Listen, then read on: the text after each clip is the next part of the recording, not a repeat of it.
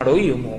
అన్నయ్య, నీకు ఎంత పనున్నా ఒక్కరోజు భటుల్ని పంపించు, నువ్వు మాత్రం భోజనానికి నా ఇంటికి రా, ప్రేమతో నేను వండి పెడతానంది యమున. మన్నించి యమధర్మరాజు కార్తీక మాసంలో శుక్లపక్షంలో విధియ తిథి నాడు యమున ఇంటికి భోజనానికి వెళ్ళాడు. ఏం చెయ్యాలి అన్నయ్య వస్తే? పరమ ప్రేమతో చిన్నప్పుడు అన్నయ్య ఏం తినేవాడో, ఏదంటే ఇష్టమో ఆ మాటలు చెప్తూ, కబుర్లు చెప్తూ, ఇంకొంచెం తిననయా, ఇంకొంచెం తిననయా అంటూ అన్నయ్యకి ప్రేమగా వడ్డించింది. తిన్నాడు. ఏం కావాలమ్మా నీకు అని అడిగాడు. మరి దేవతా సంబంధం కదూ, వరం ఇవ్వాలి. ఆవిడ మనందరి కోసం ఓ వరం అడిగింది.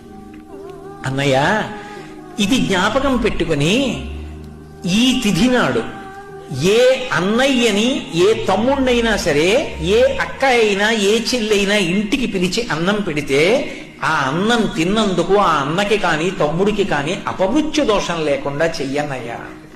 తప్పకుండా ఇస్తానమ్మా అన్నాడు. అంతేకాదమ్మా, నీలాంటి చెల్లెలు ఉన్నందుకు పొంగిపోతున్నాను. విశాల హృదయంతో అడిగావు.